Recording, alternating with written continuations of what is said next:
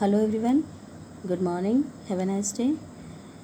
Student, हम लोग पहला चैप्टर द इंडियन कॉन्स्टिट्यूशंस के अंतर्गत आज नेपाल की घटना को पढ़ेंगे कि किस तरह से वहाँ पे लोकतंत्र की स्थापना हुई, कितने जन संघर्ष और कितने उतार चढ़ाव के बाद वहाँ पर लोकतंत्र की स्थापना हो पाई, इस बारे में जानेंगे। तो चलिए देखते हैं। नेपाल में लोकतंत्र के लिए कई जन संघर्ष हो चुके हैं। 1990 में हुए संघर्ष के बाद लोकतंत्र की स्थापना हुई।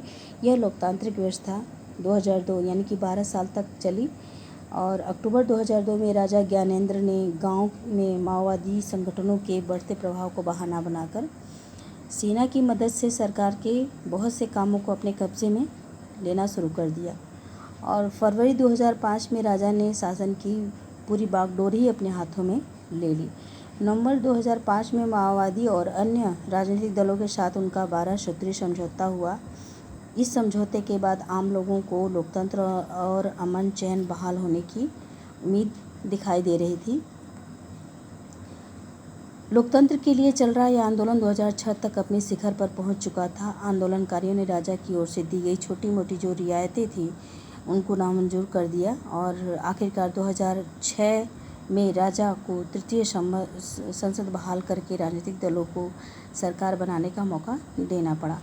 2008 में राजतंत्र को यानी मोनार्की को ख़त्म करने के बाद नेपाल लोकतांत्रिक देश बन गया। अब इसको थोड़ा और डिटेल में समझने के लिए अगला पैराग्राफ देख लेते हैं।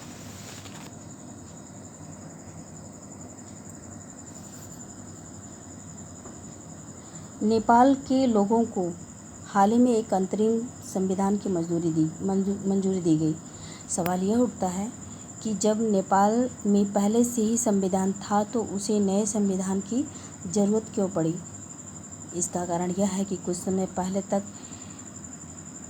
नेपाल एक राजतंत्र यानी मोनार्की सिस्टम वाला कंट्री था और वहाँ राजा का शासन था। 1990 में बना नेपाल का पिछला संविधान इस सिद्धांत पर आधारित था कि शासन की सर्वोच्च सत्ता राजा के पास रहेगी।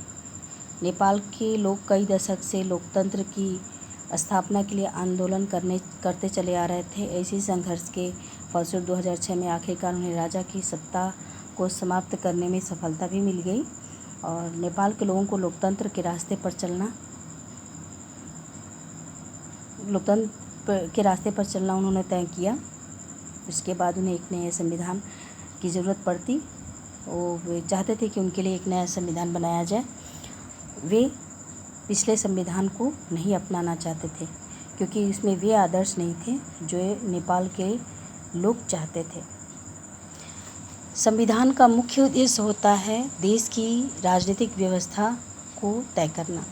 नेपाल के पुराने संविधान में कहा गया था कि देश की शासन की बागडोर जो है राजा और मंत्रिपरिषद के हाथ में रहेगी और इस तरह से जो है वहाँ पर 2015 में जाकर के नए संविधान को लागू किया गया।